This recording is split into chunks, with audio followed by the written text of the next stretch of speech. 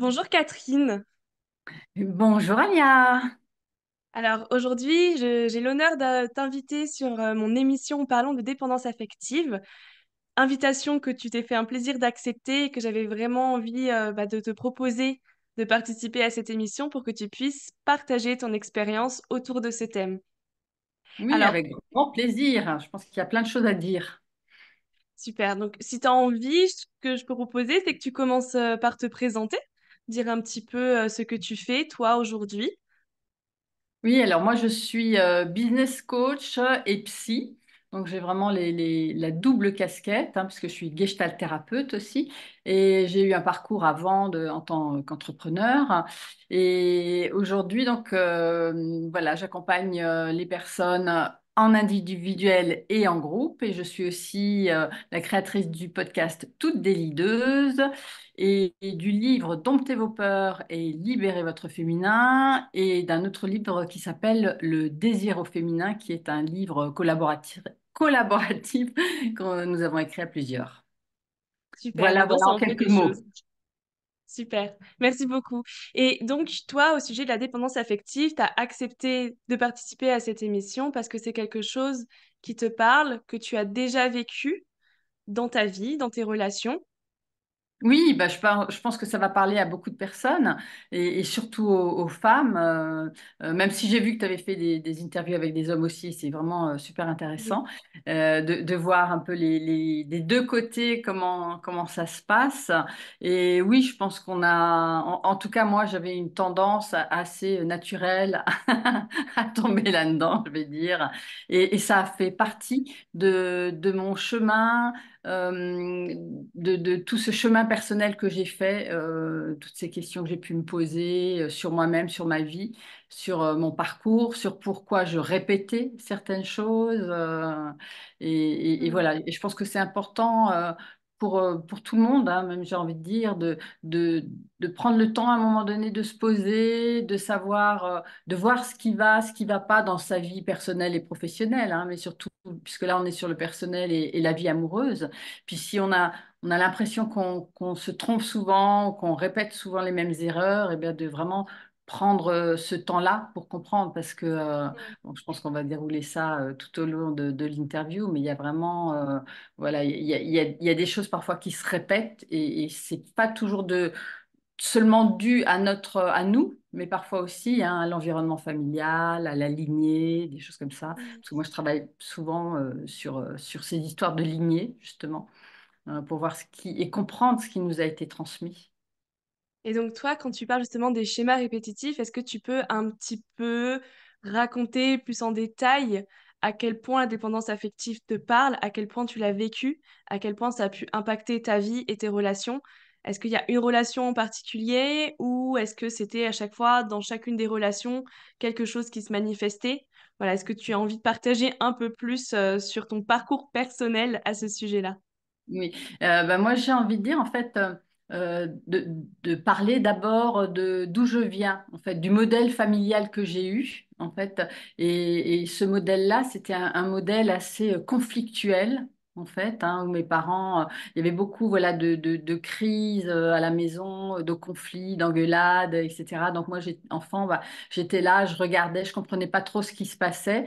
Et maintenant, avec du recul, je peux dire qu'il y avait déjà des mécanismes en fait qui étaient en place où l'un se rendait dépendant de l'autre. Mm. Mais à l'époque, voilà, il n'y avait pas tout ce qu'on pouvait faire, tout ce qu'on peut faire aujourd'hui en termes de travail personnel. Déjà en termes de divorce, bah, c'était mal vu de divorcer, même si ma maman a essayé à plusieurs reprises. Mais il y avait vraiment ce schéma en fait qui était posé et qui fait que on était obligé de faire l'un avec l'autre et puis d'une certaine manière ils se sont rendus dépendants l'un de l'autre pour pouvoir Mm. continuer. Donc, il y avait vraiment ce système de codépendance, justement, ce qu'on dit aussi beaucoup hein, dans les relations amoureuses, de dépendance affective. C'est quelque chose dont je parle moi-même avec mes patients, c'est que ça va jamais l'un sans l'autre. Il y a toujours un système de codépendance. Et toi, tu as été témoin de ça, étant enfant vis-à-vis de tes parents.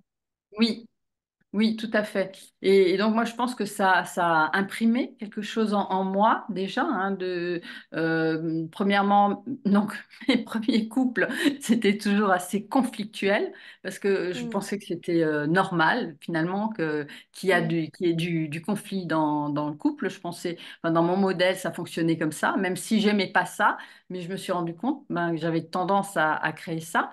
Et puis la deuxième chose, c'est qu'effectivement je me suis rendu compte aussi que très souvent, je me mettais dans une posture un petit peu de soumission. Alors même si j'étais mm, vue de l'extérieur comme une femme forte, une femme puissante, qui avait du caractère, etc., c'était très drôle.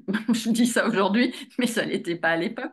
Mais c'était drôle de voir comment dans le couple, dans la relation intime, eh bien, je me mettais avec certaines personnes, en tout cas, dans quelque chose de plus de posture, voilà, de soumission, de dépendance, finalement. mm. Donc, tu avais vraiment cette sensation-là de te diminuer, de auto-diminuer, auto-rabaisser, de vraiment ne pas oser prendre ta place dans la relation de couple. C'est quelque chose qui ressort souvent et toi, c'est quelque chose que tu as vécu également, cette sensation de se sentir presque médiocre en fait, mais de se rendre toute petite pour pouvoir préserver le lien, la relation avec l'autre, coûte que coûte. Oui, alors, euh, moi, je dirais peut-être pas ça dans ces termes-là, même si ça Mm, revient un petit peu à ça. C'est pas que je me sentais, enfin, médiocre, mais en tout cas, je me sentais pas, comment dire, peut-être autorisée à certaines choses, mm, j'attendais que ça vienne de l'autre. J'ai un souvenir assez précis, en fait. À partir du moment où donc je me suis mise en couple avec le père de mon fils et quand mon fils est arrivé, j'ai voulu, ou quelque part le système dans lequel on était aussi a fait que j'ai arrêté pendant un certain temps de travailler, alors que le travail c'était ma passion, et d'être, entre guillemets, femme à la maison. Alors mais c'est pas du tout, mais alors vraiment pas mon truc, hein, et je l'ai toujours dit et je le sais. Et je ne sais pas pourquoi j'ai accepté quelque part de m'enfermer dans ce rôle-là. Ce mm, qui a été terrible, c'est que donc je restais seule à la maison avec mon bébé. J'avais du mal à m'en sortir. J'ai fait, je pense, une petite dépression aussi postpartum et je me sentais très très mal. Et quand mon conjoint rentrait, eh bien en fait, je lui balançais tout mon désarroi à la figure, mais lui, il comprenait rien ou il voulait pas le voir, et ça allait se mettre sur des petites choses en fait. Je lui disais mais on pourrait sortir, on pourrait aller au cinéma ou aller manger dehors. Moi j'avais besoin voilà de voir des gens, de sortir, de retrouver une vie un petit peu normale, la vie que j'avais avant. Et lui pas du tout, lui il comprenait pas, lui il revenait du boulot, il était fatigué, il avait pas du tout envie de sortir, donc ça a commencé à créer des conflits. Après, il y a eu un autre moment où j'ai eu besoin d'un ordinateur. Voilà, mon ordinateur était tombé en rade, il m'en fallait un autre. Et je lui demandais. Je lui disais, mais il faudrait, achète-moi un ordinateur, ou etc., etc. Et puis, et il ne le faisait pas parce que lui, il ne comprenait pas, enfin, quel était mon besoin par rapport à ça. Et jusqu'au jour où mon frère me dit, mais Catherine, je ne comprends pas, tu as de l'argent, tu es autonome, pourquoi tu attends que ce soit lui qui t'achète un ordinateur? Pourquoi tu ne te l'achètes pas? Et là, ça a fait tilt dans ma tête. Je me suis dit, mais waouh, réveille-toi, quoi. Je m'étais vraiment mise dans cette posture de dépendance par rapport à mon conjoint. Et donc, cette dépendance affective était allée vraiment aussi dans une dépendance au niveau du matériel, matériel. Ouais. voilà, au niveau de toute ma vie en général. Et à ce moment-là, quand tu étais dans cette posture justement de dépendance vis-à-vis de ton compagnon, est-ce que tu sentais justement des angoisses, des peurs, quelque chose qui nourrissait ce schéma-là? Qu'est-ce qui guidait en fait ce comportement-là? Qu'est-ce qui faisait que tu te sentais comme ça et tu maintenais quelque chose qui finalement ne te rendait pas réellement heureuse, mais malgré toi, tu restais dans cette posture? Je pense que c'était une période où peut-être j'avais perdu un peu confiance en moi, peut-être que je me sentais moins féminine, qu'il y avait des choses qui se jouaient dans cette place justement que je devais prendre à la maison et qui ne me plaisait pas, où j'avais plus de vie sociale non plus, hein. Donc j'avais plus le regard des autres sur moi, j'avais plus que ce regard du conjoint et qui finalement ne me nourrissait pas suffisamment, et j'avais pas de regard bienveillant de moi sur moi Hmm. aussi, hein. Donc, il y a une sorte de se laisser tomber un peu soi-même, de désinvestir aussi les sphères qu'on peut avoir dans des loisirs, donc dans la vie sociale, des passions. Et on a tendance, ce que j'entends de ce que tu me partages, tu me dis si je me trompe ou pas, mais tu as eu tendance en fait à délaisser ce qui pouvait t'animer en dehors de la sphère amoureuse. Et tu t'es toi-même, quelque sorte, délaissé. Tu parles de confiance en toi. Et ça, c'est quelque chose aussi qui est un grand sujet central de la dépendance affective pour tous ceux et pour celles qui traversent ça et qui tu manquais de confiance en toi à ce moment-là, d'estime de Oui, toi aussi peut-être.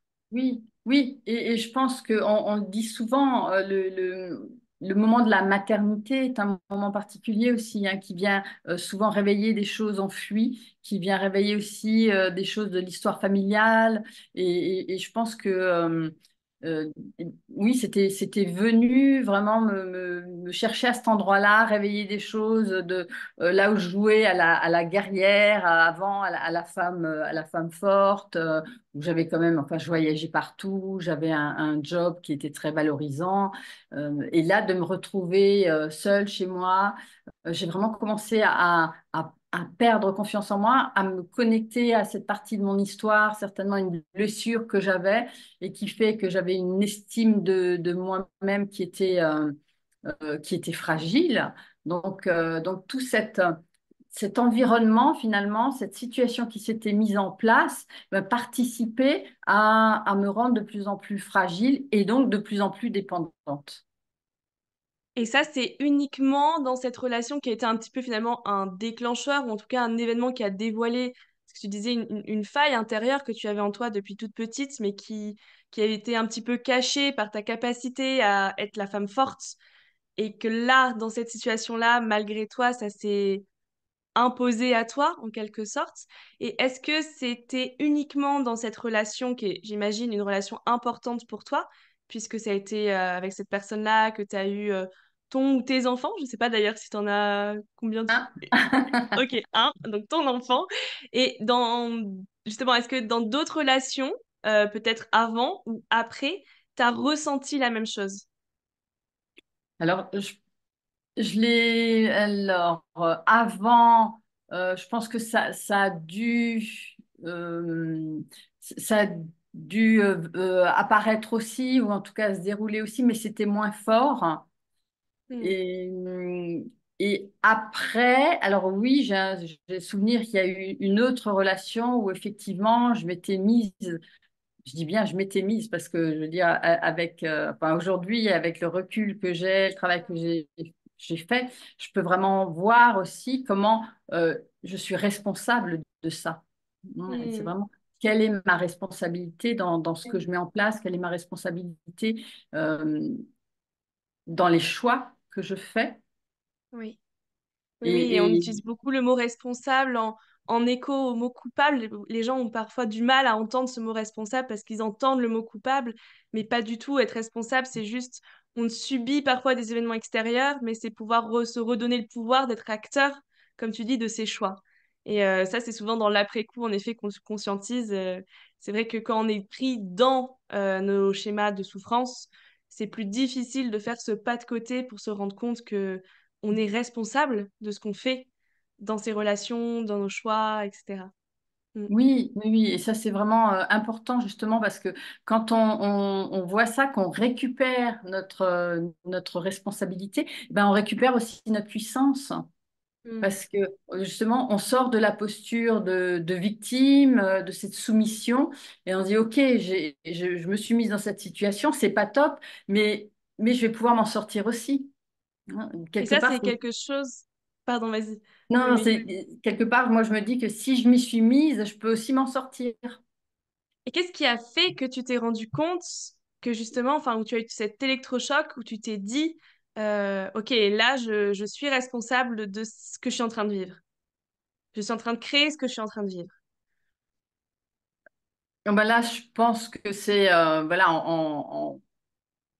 en prenant le temps de me poser les bonnes questions, en me faisant accompagner, parce que moi j'ai eu Mm. tout un parcours quand même voilà, en thérapie. Donc, et heureusement, parce que si j'avais pas fait de la thérapie, je pense que j'aurais toujours reproduit la même chose. Et c'est vraiment en allant voir mon histoire, en décortiquant, en comprenant avec quelqu'un d'extérieur ce qui se passait, que ça m'a permis d'avoir ce qu'on appelle les insights, hein, les prises de conscience, euh, Mm. et de dire, oui, c'est un peu le...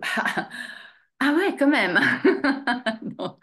Et puis ça, ce qui permet aussi après, quand on se retrouve dans un type de situation où justement on est peut-être attiré par quelqu'un, et ben d'être un peu plus, euh, moi j'appelle ça d'être en veille un peu, hein, et de se dire, Mm. bon, ok, je suis attirée là, mais qu'est-ce qui m'attire vraiment? Hein, et Mm. de dire, est-ce que je suis pas en train de me resservir quelque chose, ou est-ce que c'est vraiment ça, ou est-ce que ce sont des projections ou des attentes que j'ai, ou mon imaginaire qui m'emmène quelque part. Donc je sais que c'est pas très glamour de dire ça parce qu'on croit, il y en a qui croient encore beaucoup au coup de foudre, à l'amour-passion, à voilà, je l'aime, donc ça fait tout.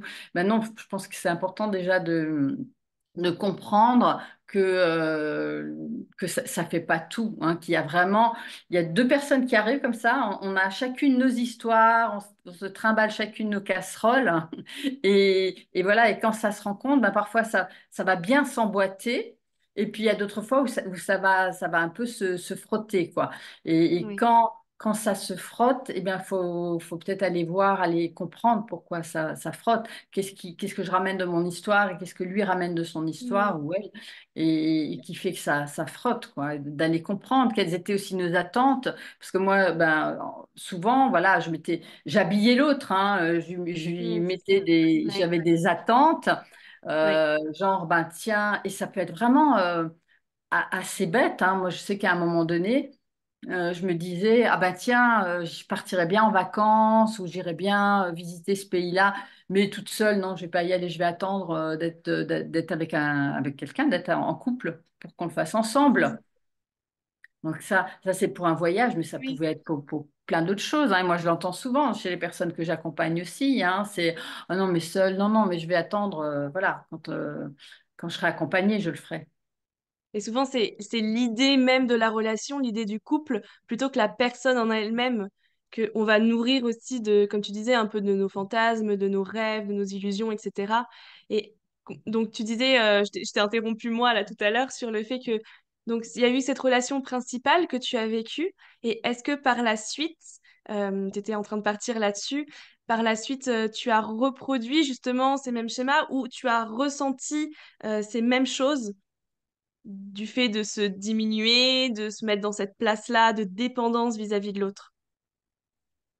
Oui, alors oui, c'est vrai que j'avais commencé à en parler, mais c'était vraiment plus, moi je le ressens plus au niveau des attentes, hein, de comment j'ai des attentes que je mets sur l'autre, et à partir de là, j'attends qu'ils répondent à mes attentes, et c'est à ce niveau-là que je me mets dans une position de Mm, dépendance. C'est que si je reprends l'exemple du voyage, par exemple, si je m'attends à rencontrer quelqu'un pour pouvoir partir en voyage avec lui, eh ben, ça va être mis dans la relation, dans la rencontre déjà, ça sera présent, ça sera entre nous. Hein, en tout cas, mm. moi, inconsciemment, ça sera présent. Donc, je vais attendre de manière implicite que l'autre fasse quelque chose dans ce sens-là. Et Donc, c'est à partir et c'est à cet endroit-là que je vais déjà me mettre en position de dépendance. C'est, dès le début, tu sentais que tu avais besoin de l'autre pour réaliser des projets que tu aurais pu faire toute seule. alors, c'est pas dès le début je sentais, c'est avec du recul.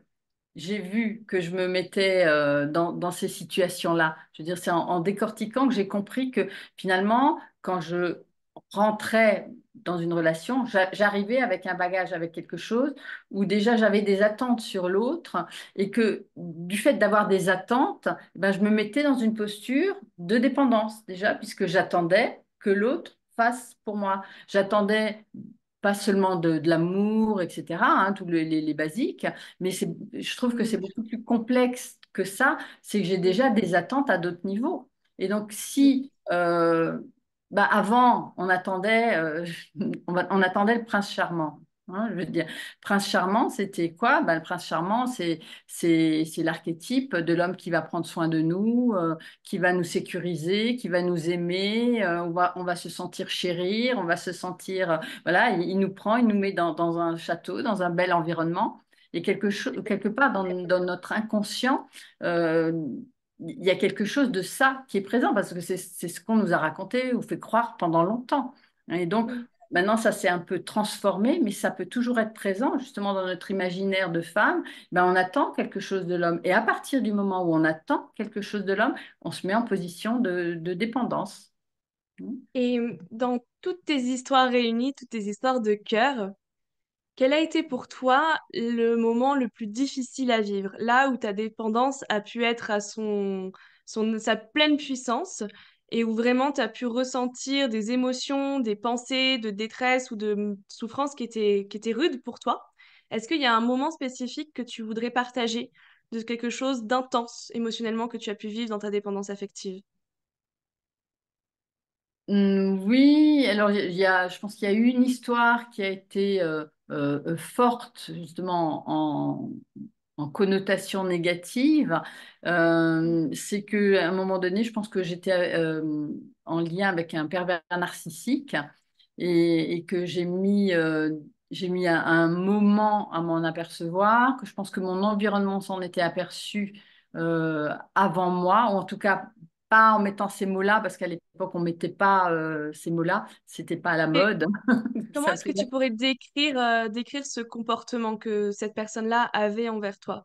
Parce qu'on met un Oui, petit peu tout derrière ce mot-là, qui n'est même pas reconnu hein, en psychologie, mais qui détermine un petit peu des fonctionnements, un système en tout cas d'emprise sur l'autre.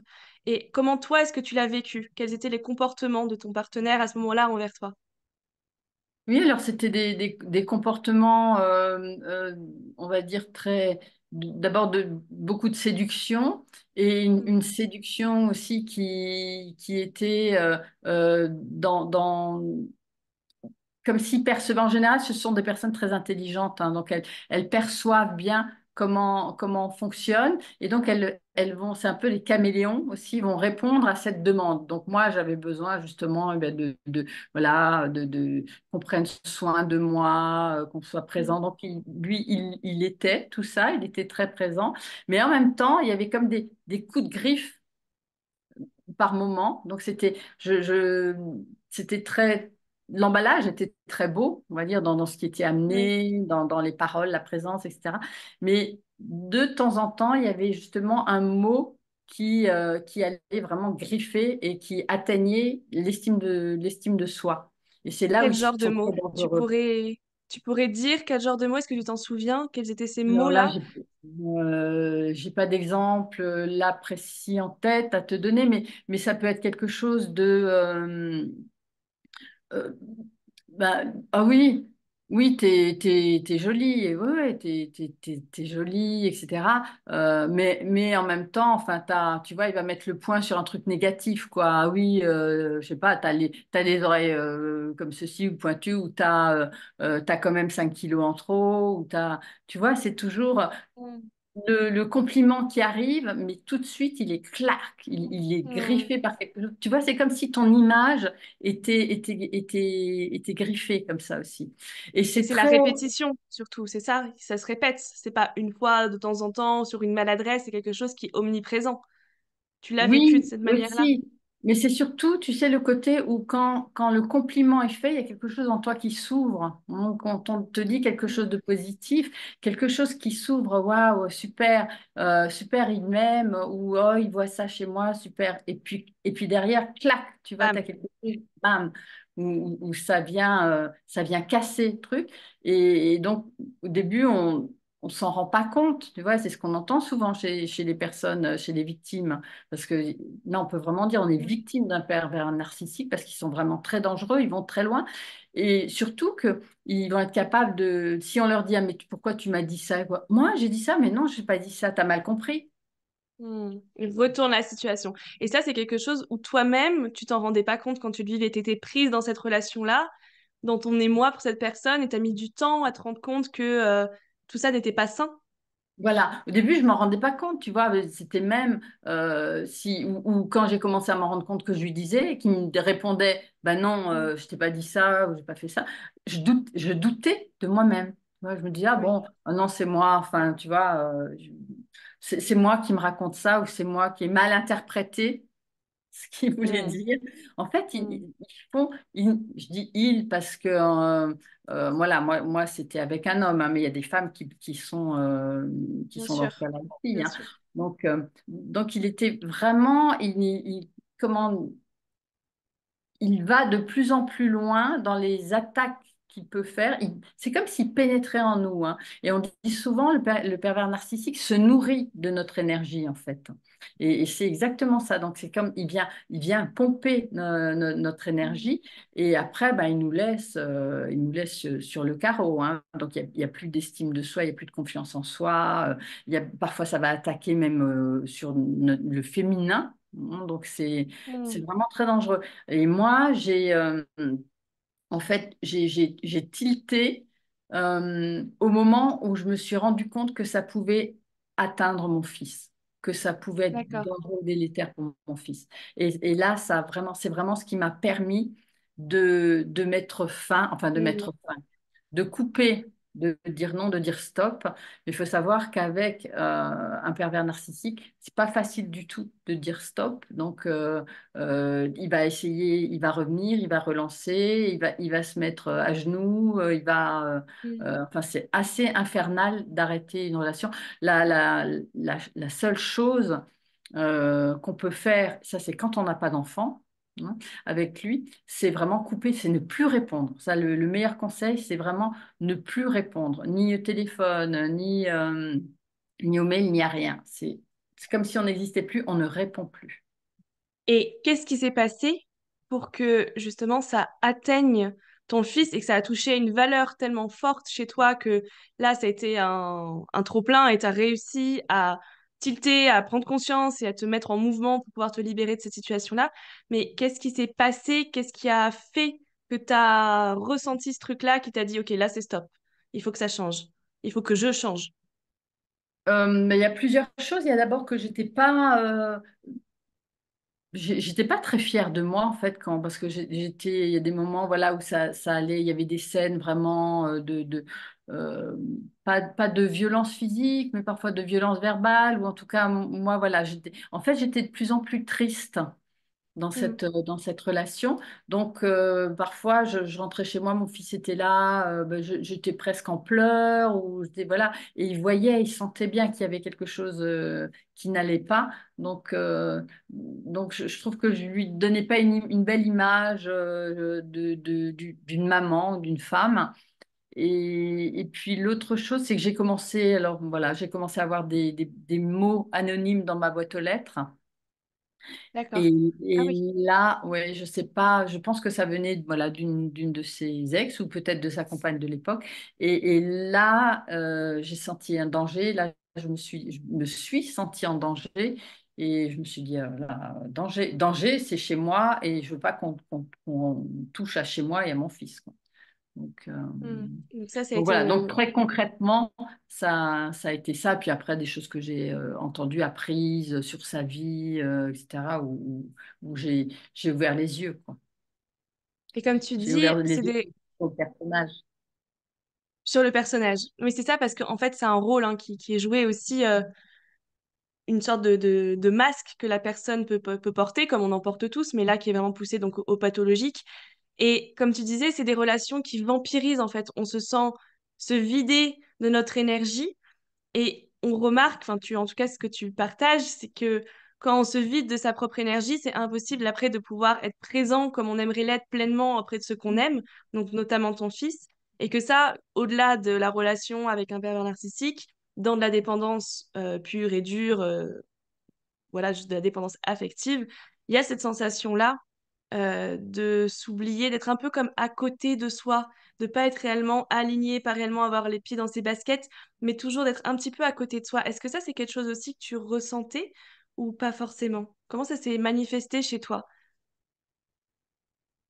Alors, d'être à côté de moi, non, ça me dit rien, mais euh, moi je dirais de me perdre de vue, ou en tout cas Hmm. de ne plus, ouais, si, quand même, dit autrement, voilà, je dirais, je me reconnaissais Avec tes plus, mots, oui. Oui, ouais, tu te reconnaissais plus. Oui. ouais, T'avais perdu cet élan, cette joie peut-être, ou cette oui. énergie. Ah, carrément, carrément. Ouais, ouais, ouais. Mm. Et justement, j'étais très dépendante à ce moment-là parce que c'était vraiment, je pense que c'est le summum de la relation de dépendance qui s'instaure. Hein. C'est quand c'est avec un pervers narcissique parce que cette personne fait tout justement pour qu'on devienne dépendante de lui. Et c'est morbide, c'est vraiment morbide parce qu'il y a des personnes qui qui vont jusqu'au suicide. Donc, Mm. euh, donc c'est vraiment un mécanisme de dépendance qui se met en place qui est hyper dangereux. Donc, c'est Et pour ça que c'est important d'arriver à en sortir. tu me dis si cette question est OK pour toi, hein, bien entendu, vu qu'on là, on fait un petit peu en live et qu'on on se laisse aller à ce qui vient à toutes les deux. Tu parles de suicide. Est-ce que toi, c'est quelque chose à laquelle tu as pensé quand tu vivais ce que tu vivais? Non, non. Non. Qu'est-ce qui a fait que justement, t'as pas été jusqu'à ce stade-là? Qu'est-ce qui a fait que tu as retrouvé des ressources à l'intérieur de toi ou peut-être à l'extérieur de toi qui t'a permis de t'appuyer sur quelque chose pour pouvoir te sortir de ce que tu étais en train de vivre? C'était quoi tes ressources à toi? Il y en a plusieurs. Je pense que déjà, moi, je pourrais dire que au fond de moi, j'ai toujours quand même une petite zone, une petite Mhm. flamme, peut-être on pourrait dire ça, hein, qui me Ouais. permet, qui est peut-être mon instinct de survie, en fait, hein, Mhm. mais qui fait que voilà, je peux aller loin dans les expériences que je vais faire ou ce que j'ai envie de vivre, mais finalement, il y a quelque chose qui va toujours me permettre, il y a quelque chose de mon moi profond, quoi, qui Ouais. va toujours à un moment donné se réveiller, quoi. C'est genre, oh, mais attends, là, non, ça va plus. Et hop, tu vois, il y a quelque chose de la guerrière peut-être qui se réveille et qui dit, non, mais là, stop, quoi, ça va plus. Et ça, je peux le faire aussi parce que j'ai appris aussi à trouver des ressources ou à mettre des Mm. ressources en place aussi et que c'est important aussi d'être entouré, donc d'avoir des amis autour de soi ou d'avoir des personnes en tout cas avec qui on peut échanger, à qui on peut en parler. Et puis Mm. aussi d'avoir voilà, le cercle d'après, c'est d'avoir des thérapeutes aussi. Moi, euh, voilà, j'ai toujours, j'ai envie de dire presque une liste de thérapeutes ou de personnes ressources, en tout cas dans Ok.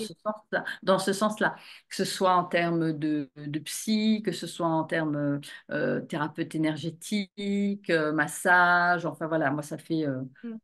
plus de 20 ans que je suis dans ce domaine-là, moi, personnellement, dans l'accompagnement, mais aussi que je me fais accompagner. Donc, je me suis rendu compte que vraiment, c'était super utile, quoi. Mm. Oui, oui, Ça le fait travail sur soi, ça fait partie des ressources que toi, tu as beaucoup. trouvées. Oui, Et de toute façon, c'est impossible qu'une situation change si on ne change pas.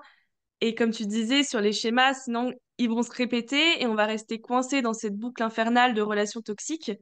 Et donc, toi, tes ressources, si je résume un petit peu pour ceux qui nous écoutent, ça a été donc des ressources extérieures comme ton environnement amical, où tu as eu des personnes avec qui pouvoir échanger de cœur à cœur ce que tu étais en train de vivre, mais donc aussi des ressources extérieures de thérapeutes, de psychologues, d'énergéticiens, etc. Est-ce qu'il y a eu oui. d'autres choses? Est-ce que de toi à toi, avec cette guerrière aussi qui est à l'intérieur de toi, cet élan, cette flamme, comment est-ce que tu as fait pour nourrir cette flamme-là, de toi à toi? Comment tu as fait pour t'autoriser aussi à l'écouter?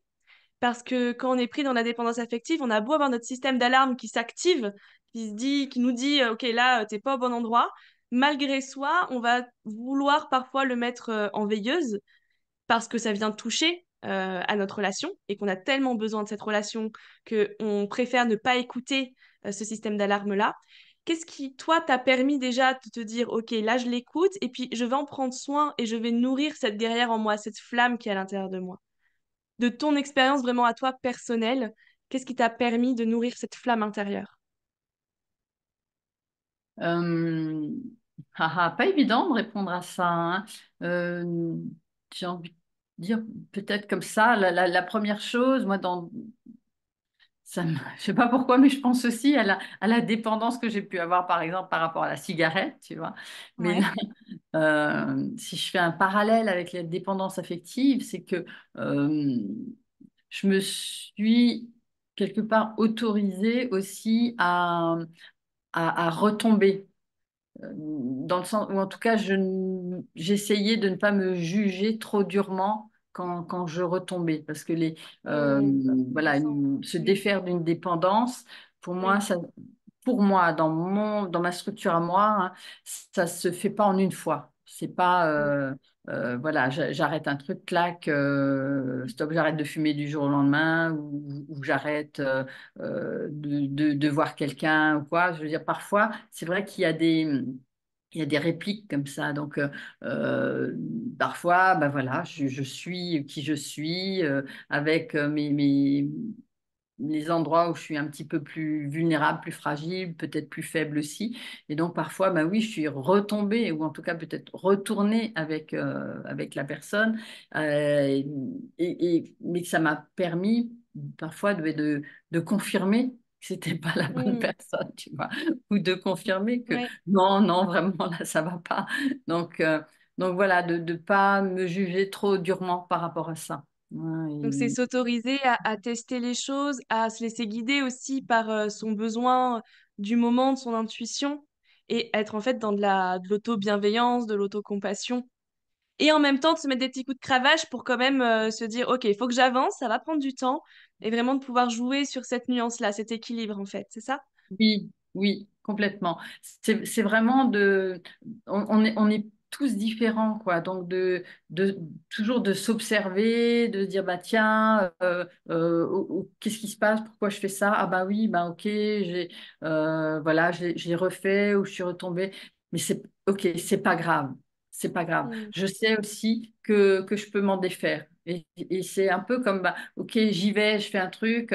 Je le fais à ma façon, avec ce que je peux faire aujourd'hui, et puis un petit peu mieux chaque jour, quoi. Hmm. Oui, de toute façon, quand on sait qu'on a appris finalement à être dépendant malgré soi, l'avantage, le bénéfice de tout ça, c'est que du coup, on peut désapprendre et on peut apprendre à être autrement. Oui, Et comment tu as fait pour... parce que j'imagine que cette relation-là n'a certainement peut-être, ou je ne sais pas, été la dernière, que tu as dû rencontrer d'autres personnes derrière. Comment tu as fait pour vivre les choses différemment, pour sortir justement de ce système de dépendance?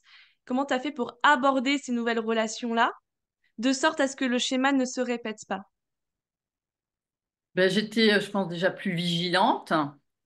Mm, Et moi, ce que je dis souvent et ce que j'ai vraiment capté aussi chez moi, c'est que quand on fait une rencontre, on a des infos dès les premières secondes ou les premières minutes. Et soit ces infos, on les écoute et on en tient compte, soit on les balaye comme ça en disant non, non, non, non, mon intuition joue des tours ou je me trompe.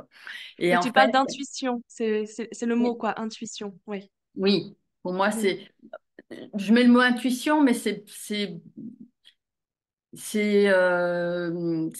presque plus fort que ça. Enfin, ce sont des choses qu'on capte, ce sont des messages qu'on capte. C'est plus que, c'est pas l'intuition dans le sens, ah tiens, il y a quelque chose, j'ai un sens, enfin, un truc extrasensoriel. Non, non, on mm, a des infos avec nos sens, la vue, les sensations, enfin, même les odeurs parfois. On a des infos. Et ces infos, est-ce qu'on les traite? complètement? Est-ce qu'on en tient compte? Est-ce qu'on les extrait du contexte pour les regarder? Ou est-ce que on les laisse passer? Tu vois, tiens, oui, il Est-ce y a qu'il y quelque chose, oh, a... c'est peut-être mon intuition, mais je vais en rien en faire. Non, non. Qu'est-ce que Ouais. j'en fais? Et est-ce que justement, il y a eu des relations dans lesquelles tu ne t'es pas lancé parce que tu avais capté ces informations-là et que tu les as écoutées? Oui, Et c'était oui. quoi alors ces infos? C'était quoi pour toi? C'était ces signes qu'il ne fallait pas que tu ailles dans ces relations-là? Et ben après, c'était peut-être avec des hommes. euh, après, bon, je vais vous donner un exemple précis. Après, je suis allée avec un homme qui était un peu connu, etc. Et voilà, je suis rentrée dans la relation alors que je sentais qu'il y avait quelque chose qui, tu vois, le truc un peu, tiens, c'est bizarre, quoi. Ah, ça doit Mm, être, au début, je me disais, tiens, ça doit être son ego.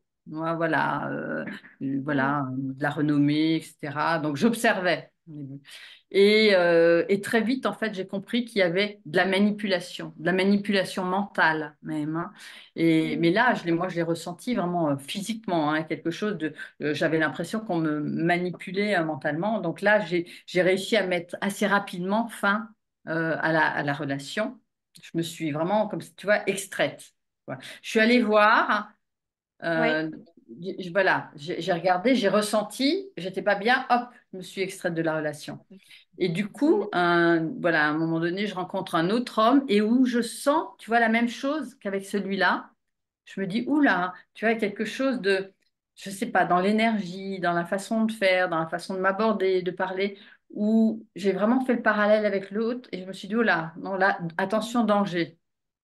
Donc c'est aussi s'autoriser à se faire confiance sur ses ressentis et qu'on n'a pas forcément, ce que je comprends bien, c'est qu'on n'a pas forcément l'obligation de venir justifier par des faits concrets ces ressentis-là et que notre système connaît en fait ce qui est bon ou mauvais pour nous et que l'on le ressent. Et c'est pouvoir s'autoriser à se dire, OK, là, je le sens pas et j'ai pas besoin de trouver une raison pour l'expliquer. Juste, je m'écoute et je n'y vais pas. C'est ce que tu as Ouais, fait. Mm. exactement, exactement. C'est vraiment se faire confiance, quoi, apprendre à se faire confiance. Mm. Je pense que c'est vraiment la base. Et je sais pas, mais cette confiance-là, j'ai envie de dire comme si elle était un peu différente, tu vois, de ce qu'on dit, confiance en soi, je peux pas faire ça, j'ose pas aller parler à une personne, tu vois, des choses comme ça. Euh, Moi, la confiance dont je parle là, c'est quelque chose de très intime. Mm. C'est vraiment quelque chose où on arrive à se dire, non, là, je sais que c'est pas bon pour moi, je vais pas le faire. Et Mm. moi, ça m'a pris ben, tout mon chemin de vie, là, en fait, tu vois, pour arriver à cet endroit-là, Oui. pour de dire, non, cette personne, j'y vais pas, elle va pas être bonne pour moi. Non, ça, je vais pas le faire comme ça parce que je vais pas me respecter en faisant ça. Ben, tu vois, de vraiment sentir, d'être en accord avec soi-même. Oui, en accord avec soi-même, c'est vraiment ça, se sentir aligné entre ce qu'on ressent et les choix qu'on fait et pouvoir s'écouter, se respecter, tu disais aussi. Et, Oui, euh, et ça, du coup, c'est des éléments qui t'ont permis d'établir des relations dans l'après-coup qui étaient plus saines pour toi. oui, oui, parce après, on est vraiment plus dans le respect de chacun, tu vois. Si moi, je me respecte, et ben les autres, naturellement, vont me Mm. respecter aussi. Ou en tout Oui. cas, je saurais mieux poser mes Oui. limites, dire non, dire ce que je veux, ce que je ne veux pas. Et le cadeau, c'est que dans tout ce qu'on traverse, quand on a des relations toxiques ou dans lesquelles on souffre, dans lesquelles on se prend des murs, on est obligé de se relever après de tomber de très haut, le cadeau de tout ça, c'est que notre système, pour le coup, devient très pertinent, très fin sur ce qui est bon ou pas bon pour nous et que c'est aussi s'autoriser à se tromper pour pouvoir savoir ce qui est bon pour soi. Parce que souvent, on a un petit peu aussi cette pensée-là où on se culpabilise, on s'en veut d'avoir vécu ce qu'on a vécu, d'avoir maintenu des schémas. Mais en fait, c'est grâce à ça aussi que, comme tu dis, toi, tu as pris tout ton chemin de vie pour te rendre compte de tes réels besoins, de pouvoir te retrouver ici dans ton cœur aligné. Et c'est parce que tu as vécu toutes ces relations difficiles que ça t'a permis aussi de te rencontrer de cette manière-là, je suppose. Oui, oui, tout à fait. C'est vrai que parfois on idéalise un peu les couples quand on voit des couples qui sont ensemble depuis longtemps.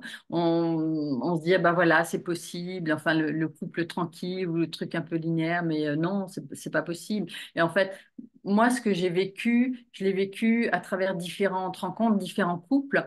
Mais après Mm, je connais aussi des couples qui ont vécu comme ça des mouvements au sein même de leur couple, hein, mais mm. qui ont su évoluer, qui ont su dépasser ces stades-là. Donc voilà, après, chacun va avoir ses expériences à vivre. Et puis, je pense que, voilà, c'est comme je disais au début, hein, ça dépend aussi d'où on vient. Oui. De quel schéma familial on a, de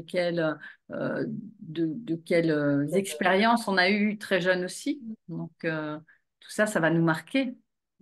Ça va marquer, ça va influencer, on va se construire avec ça. Pour autant, ça ne nous enlève pas non plus la responsabilité de ce qu'on en fait, de ce qu'on choisit d'en faire. Mais ça, c'est quelque chose qu'on peut prendre conscience quand on commence à travailler sur soi et quand on décide de prendre cette vision-là, de la hauteur pour pouvoir s'observer, s'auto-observer, ce que tu disais un petit peu tout à l'heure aussi. Oui. Mais et je sais pas si tu as envie, parce qu'on va commencer à finir tout doucement cette interview-là, s'il y a quelque chose que tu as à cœur de partager sur peut-être, je sais pas, un conseil ou en tout cas un retour d'expérience ou que tu as envie en tout cas de transmettre aux personnes qui peuvent écouter cette émission. Moi, j'aurais envie de dire à tout le monde, à un moment donné dans votre vie, de faire une tranche de thérapie. Parce que pas besoin d'avoir des gros traumas ou d'avoir des gros soucis, enfin pour à un moment donné se dire ah bah tiens et si j'allais comprendre un petit peu mieux Mm. comment je fonctionne, parce qu'en ce moment bon, même si ça s'est beaucoup développé, il y a beaucoup de lectures là-dessus, mais je trouve que les lectures on reste quand même encore dans du mental et dans c'est de soi à soi. Et c'est bien quand il y a une personne extérieure qui va nous éclairer des choses bah, qu'on ne voyait pas ou qu'on n'osait pas aller voir, hein. En Donc, même temps, on est deux psychologues, on va pas dire le contraire. oui, C'est sûr que le travail sur soi, ben justement, nous, vu qu'on accompagne des personnes, on sait à quel point c'est important, ne serait-ce pour aider, que pour aider les autres, mais aussi pour trouver sa place, à soi. oui, oui, oui. Et puis l'autre chose, voilà, bah, c'est vraiment euh, d'apprendre à être bon pour soi, d'apprendre Mm. à se respecter et puis d'apprendre à petit à petit vraiment se faire confiance et faire confiance à ce qu'on ressent. Faire Mm. confiance à cette part de nous euh, qui n'a pas encore été trop formatée, qui est toujours là, qui existe et qui a envie de s'exprimer ou qui a envie de parfois nous protéger aussi. Et donc d'apprendre à l'écouter et dire ah bah ok, tiens, enfin, pourquoi je ferais ça, qu'est-ce qui me pousse. Bah ok, je vais voir, je vais tester et puis on Donc, c'est verra bien. s'autoriser à... Parce que apprendre, on utilise beaucoup ce mot-là, moi la première, hein. Et quand toi, tu le choisis, qu'est-ce que tu y mets concrètement là-dedans quand tu dis apprendre à se respecter, apprendre à s'écouter? Comment est-ce que concrètement, par exemple, toi, tu as pu le faire dans ton quotidien? Ça se manifestait comment? Ça s'incarnait comment? Cet apprentissage de ce respect envers soi-même, de cette écoute envers soi-même. C'est des petites actions, c'est... Voilà, qu'est-ce que ça a été pour toi? Mais moi je travaille beaucoup sur le oser et sur l'audace. Donc, c'est vrai, et c'est intéressant ce que tu dis. Et c'est vrai que c'est important. Qu'est-ce qu'on met derrière apprendre? Et c'est vrai que c'est un peu utilisé à toutes les sauces. Et en fait, euh, j'aurais envie de dire, bah, développer son audace, tu vois, J'aime bien. Oui, développer cette énergie de vie. En fait, oui. l'audace, pour moi, c'est l'énergie de vie. Mm, Il y a l'instinct qui nous pousse, mais après, quand on n'est plus dans des questions de survie ou quoi, ben, on fait quoi? Tu vois, mm. on va chercher, on va s'appuyer sur quelle énergie? Et moi, l'audace, c'est quelque chose que j'adore parce que c'est grâce à ça qu'on va oser faire des choses, qu'on va pouvoir tester des choses, qu'on va voir si ça nous convient ou pas. qu'on va ouvrir son champ des possibles, hein, parce que moi je dis toujours, on est conditionné, on vit comme ça, tu vois, on a des œillères, hein, comme les chevaux, il y a des, voilà, et on croit que la vie c'est ça, mais en fait il y a plein de choses qui existent là, au-delà de ces œillères, donc c'est vraiment ouvrir, et l'audace c'est une énergie formidable qu'on a en nous. Et qui va nous permettre d'ouvrir ça et puis waouh, de regarder la vie autrement et de voir qu'il y a des choses magnifiques quoi, auxquelles on n'aurait même pas pensé. Et qu'est-ce que toi tu fais alors pour être audacieuse? Qu'est-ce qui, concrètement dans ta vie, nous c'est t'autoriser à voir toutes les possibilités, toutes les potentialités, t'autoriser à voir grand, tester des choses, puis après un petit peu comme un système d'entonnoir, en fait tu vois très très grand et puis au fur et à mesure que tu testes, tu commences à saisir ce qui est juste pour toi, là où tu te sens aligné. C'est comment est-ce que toi tu nourris cette audace? Comment est-ce que tu pourrais conseiller à ce sujet-là justement? Comment nourrir son audace au quotidien? Alors, si on est sur le nourrir au quotidien, moi, il y a mon basique pour moi qui me permet vraiment toujours de nourrir mon audace, ce sont les voyages. Parce que à travers les voyages, on va voir, on va découvrir d'autres cultures, on va se rendre compte que les autres ne vivent pas comme nous, que les autres n'ont pas peut-être les mêmes règles que nous, qu'il est possible de faire des choses d'une certaine manière, alors que nous, on nous a toujours enseigné qu'il fallait les faire comme ça. Donc, pour moi, la richesse des voyages, la richesse de découvrir comment les autres vivent, eh ben, je pense que c'est ça qui vient alimenter déjà en premier et en priorité mon audace. Et puis, c'est déjà tout simplement l'audace d'aller ailleurs, tu vois, Oui, oui. Mm, de partir ailleurs pour mm, aller voir, hein. Moi, ça fait 40 ans que je voyage et que j'adore ça et que ça m'enrichit au quotidien. Et je pense que ça a beaucoup participé. Et notamment, voilà, moi j'ai vécu en Afrique et alors l'Afrique, au niveau de l'audace, c'est fantastique, quoi. Au niveau de l'audace et au niveau de l'affirmation de qui je suis. mm. Ça a Et été du coup, le fantastique. voyage, ça a été une ressource pour toi pour justement t'aider à sortir des schémas de dépendance, peut-être pour plein d'autres choses, comme tu disais, hein, s'affirmer aussi, se rencontrer, voir qu'il y a une diversité de possibilités d'être. Mais est-ce que du coup, concrètement, ça a aussi été une ressource pour toi dans la libération de ce système de dépendance affective? D'oser aller voyager, d'oser partir, d'oser rencontrer. Oui, oui, parce que c'est à chaque fois un challenge que je me pose, hein. Quand il y a, là, je te disais, voilà, je vais partir au Japon dans peu de temps, et je pars au Japon juste pour quelques jours. J'ai hésité avant de dire oui. J'ai bien vu mon système et toutes les peurs qui sont venues, qui se sont mises entre moi et ce projet. Et finalement, et je vais le faire et je suis très contente. Il y a quelques mois, j'ai choisi de partir seule au Canada. Et ça a vraiment été, voilà, ce choix en conscience de dire, je ne vais pas attendre d'y aller avec quelqu'un, je vais le faire Mm. seul. Et c'est vraiment d'avoir cette réflexion-là, OK, qu'est-ce qui me fait peur? Et si ça me fait peur, c'est qu'il y a une raison, donc comment je peux dépasser ces peurs? J'ai quand même écrit un livre qui s'appelle Domptez vos peurs, libérez votre féminin, donc c'est vrai que je me l'applique à moi-même régulièrement. Mm. C'est nourrir son audace, nourrir cette petite flamme, nourrir cet élan. Et après, c'est chacun a ses propres ressources pour ça. Mais Oui, toi, le voyage en fait partie et l'écriture aussi, hein, l'écriture. pour moi, c'est vraiment une ressource importante et c'est voilà parce que pour moi ça a été audacieux aussi d'écrire un premier livre, hein. C'est audacieux maintenant de vouloir en écrire un autre. Enfin voilà, c'est toujours c'est repousser ses limites. Ouais. Et se reconnecter à ce qui te fait vibrer. C'est là Oui. où justement tu sens que ça a du sens pour toi et pour toi seul, pas toi, la femme étant en relation avec quelqu'un. Pour toi, la femme à part entière dans ton individualité, dans tes propres projets, c'est ça? Oui, tout à fait, parce qu'il y a quelqu'un que j'aimais beaucoup qui s'appelait Yvan Dallaire, qui était un spécialiste de l'accompagnement des couples et qui vraiment insistait toujours sur le fait qu'un couple, ce sont deux individus qui se rencontrent et qui forment une troisième entité qui est le couple, hein. Donc, c'est pas on Mhm. se mélange et on est un couple, c'est on se rencontre et Mhm. on crée quelque chose d'autre. Donc, et pour rencontrer l'autre, dans ma grandeur, dans mon identité, dans mon ADN profond, ben, il faut que j'ai quelque chose à raconter aussi. Il faut que j'ai une existence propre pour aller rencontrer l'autre, pour lui apporter quelque chose aussi et que ça Aller fasse. se rencontrer soi-même, en fait. Ouais, Mm. oui, ouais. Bon, mais merci beaucoup, Catherine, pour cette émission, pour ta participation, ton ouverture et toutes tes confidences, ton témoignage et ton expertise. Et voilà, je tenais vraiment à te remercier pour ce moment, c'était super agréable. Et puis, j'ai appris plein de choses sur toi que je connaissais pas, donc c'était très chouette. Merci beaucoup, Alia. C'était vraiment très agréable et j'espère que ça va, voilà, que ça va pouvoir aider d'autres personnes hein, sur ce sujet toujours un peu complexe, on va dire, hein, de la Qui touche relation, de la beaucoup de dépendance. monde et Oui. ouais, qu'on rencontre, que beaucoup de personnes rencontrent et sont très démunies face à ça. Et si toi, tu es l'exemple même, qu'on peut traverser ça, on peut s'en sortir, on peut s'en libérer.